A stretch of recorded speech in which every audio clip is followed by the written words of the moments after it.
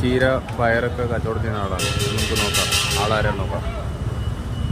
അപ്പോൾ വൈകുന്നേരം ആയിക്കഴിഞ്ഞാൽ ആള് നമ്മുടെ കഴിഞ്ഞിച്ചുങ്കത്തെ സ്ഥിരം കുറ്റിയാണ്. ആള് വഴിയോര കച്ചവടക്കാരെന്ന് പറഞ്ഞ കഴിഞ്ഞിച്ചുങ്കത്തിലെ ഇവര് മൂപ്പരാണ് മെയിനായിട്ടുള്ള ഇവിടുത്തെ ഹൈലൈറ്റ്.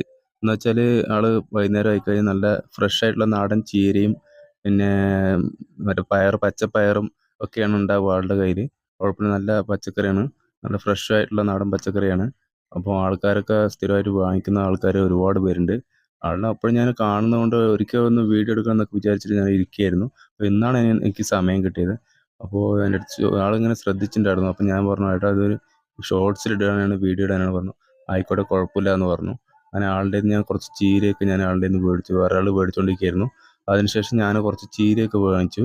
ആള് അപ്പോൾ ഇനിയും കാണാമെന്നൊക്കെ പറഞ്ഞിട്ട് പറഞ്ഞു. അപ്പോൾ കൂട്ടുകാരെ, വീഡിയോ ഇഷ്ടമായി കഴിഞ്ഞാൽ എല്ലാവരും ചാനൽ സബ്സ്ക്രൈബ് ചെയ്യണേ. Okay, by.